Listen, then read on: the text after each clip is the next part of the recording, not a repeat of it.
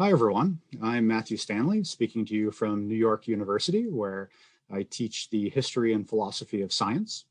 I'm delighted that we're all here today via One Day University, even in times when we can't gather in the same physical space. I'm really glad we can still get together to talk about exciting ideas and stimulate our minds. The topic of the day is, of course, Albert Einstein, and we'll be talking about not just his science, but also who he was as a person, as well as his tumultuous relationship to the extraordinary events he lived through in the 20th century. We actually know the moment when Einstein becomes fascinated with science. It's a story he used to tell quite a bit. When he was a child, maybe 5 or 6, he was homesick. And to cheer him up, his father brought him a compass. And the young Albert was fascinated with this device. He loved playing with it. And the fact that the needle always pointed the same direction, no matter what he did, how he turned the compass, really struck him. There was this apparently an invisible force that made things happen, and in particular was wholly consistent and uniform. No matter what he did, the compass always did the same thing. And the idea that the universe was filled with these invisible, consistent forces really shaped the course of his life. And we can see him coming back to these ideas again and again. Einstein was actually born in the German city of Ulm to a secular Jewish family.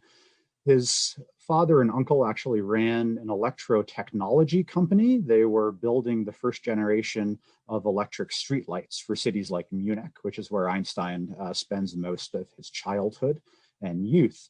And I think it's important to imagine the young Einstein not just playing with his compass, but growing up in a household surrounded by what was then the cutting edge of technology, electrical generators, fancy new lights. The Einstein family were early adopters, and this was a big stimulus for the young Einstein to think about science and technological issues.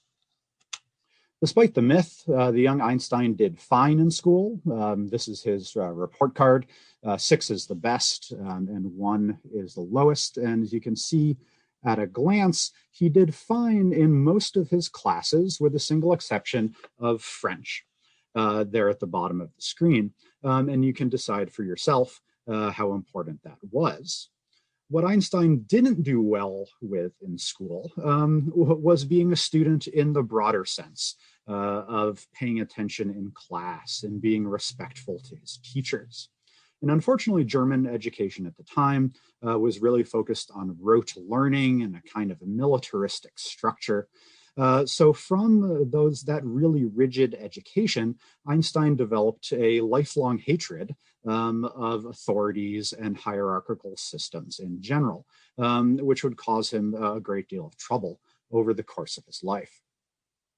Now, the young Einstein is not the one we're used to seeing, dark-haired, dashing, wearing the fashions of the day.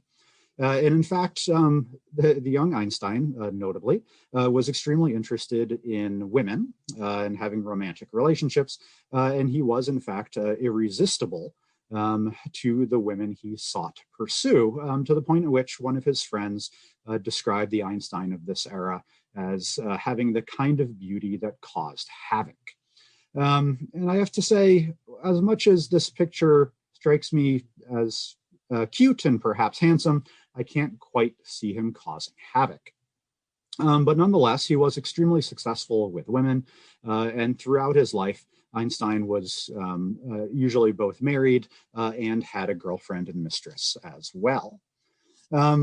His romantic successes meant he was able to successfully pursue the one woman in his physics classes in college, Mileva Maric, a Serbian immigrant. And they got married and had children, while they were both still in college, which caused some difficulties, as you might imagine.